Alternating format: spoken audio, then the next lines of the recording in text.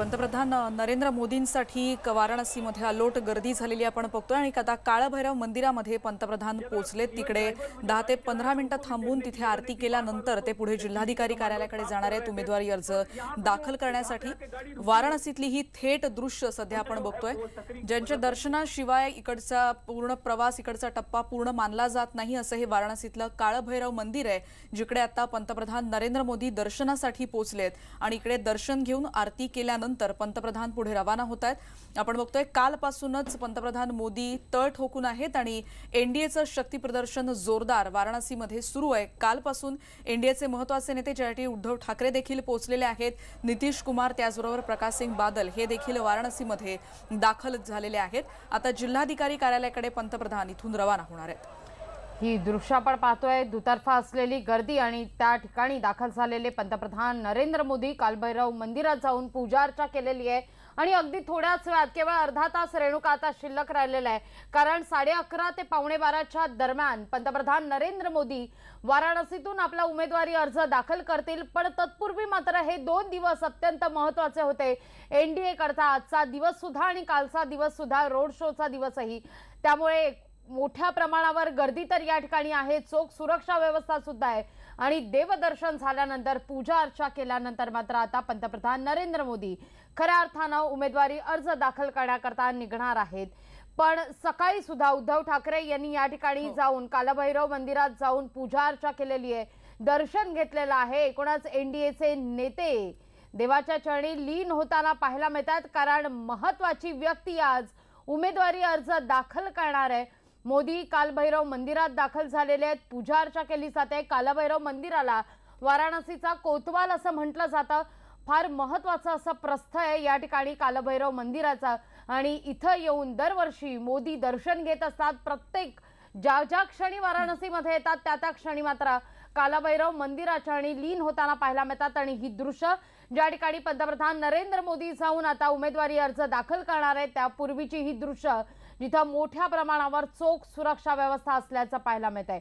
शक्ती प्रदर्शन मोठ्या प्रमाणावर केलं जाणार आहे, रोड शोच्या माध्यमातून सुद्धा केलं गेलं होतं काल आणि आज सुद्धा अगदी मोठ्या प्रमाणावर या ठिकाणी शक्ती प्रदर्शन केलं जाईल। बूथ कार्यकर्त्यांशी अगदी थोड्याच वेळापूर्वी पंतप्रधान नरेंद्र मोदी यांनी संवाद साधला आणि त्यानंतर मात्र दुतर्फा असलेल्या कार्यकर्त्यांच्या गर्दीतून वाट काढत पंतप्रधान नरेंद्र मोदी हे कालभैरव मंदिरात दाखल झाले। पूजा अर्चा आता होत आलेली आहे आणि आता यानंतर मात्र हा सगळा ताफा निघणार आहे तो म्हणजे जिल्हाधिकारी कार्यालयाकडे आणि त्या ठिकाणी पंतप्रधान नरेंद्र मोदी आपला उमेदवारी अर्ज दाखल करतील।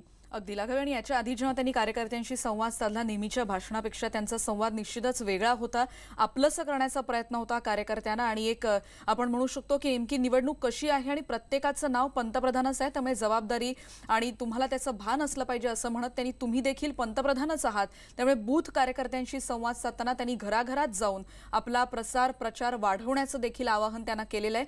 आपण जर बघत असू आता दृश्यांमध्ये तर अगदी गल्लीच्या प्रत्येक कानाकोपऱ्यापर्यंत प्रचंड गर्दी झालेली आपण बघतोय आणि ही दृश्य कालभैरव मंदिरामध्ये जिथे पंतप्रधान नरेंद्र मोदी आता उपस्थित आहेत आणि इकडे कालभैरव ज्याला शहराचा रक्षक मानलं जातं अशा मंदिरात दर्शन घेतल्यानंतर पंतप्रधान आता पुढे रवाना होणार आहेत। कालभैरव मंदिरातली ही दृश्य आहेत आणि त्यानंतर जिल्हाधिकारी कार्यालयामध्ये पंतप्रधान आपला उमेदवारी अर्ज दाखल करायला जाणार आहेत। एनडीएचे नेते कालपासूनच वाराणसीमध्ये दाखल आहेत। आपण बघतोय थेट कालभैरव मंदिरामधली ही दृश्य जिथे पंतप्रधान दर्शन घेत आहेत आणि आरती केल्यानंतर ते पुढे रवाना होत आहेत आणि आपल्याला माहिती आहे त्यांच्यासाठी 4 प्रवर्तक असणार आहेत असं देखील म्हटलं जात आहे। 11:30 ते 12:15च्या सुमारास त्यांच्यासह 4 प्रवर्तक देखील त्यांच्यासमोर असतील आणि हा उमेदवारी अर्ज दाखल केला जाईल। भाजपच्या दृष्टीनं एकूणच एनडीएच्या दृष्टीनं ही जी रंगतदार निवडणूक अगदी क्षणाक्षणाला जिचे रंग बदलत चालले, जिचे आपण म्हणू शकतो की रंजक अशी होत चाललेली ही निवडणूक आणि त्यातला हा भाजपसाठी निश्चितच महत्त्वाचा दिवस म्हणायला हवा।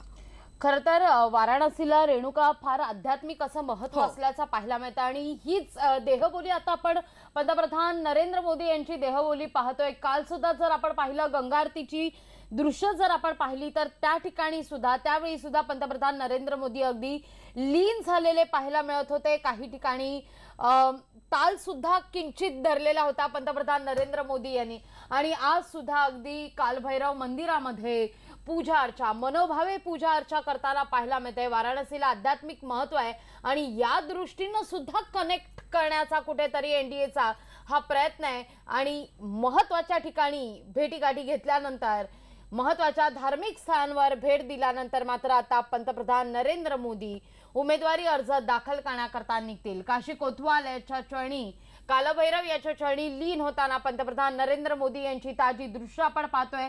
अगदी थोड्याच वेळात, अर्धा तासात पंतप्रधान नरेंद्र मोदी हे आपला उमेदवारी अर्ज आता दाखल करणार आहेत।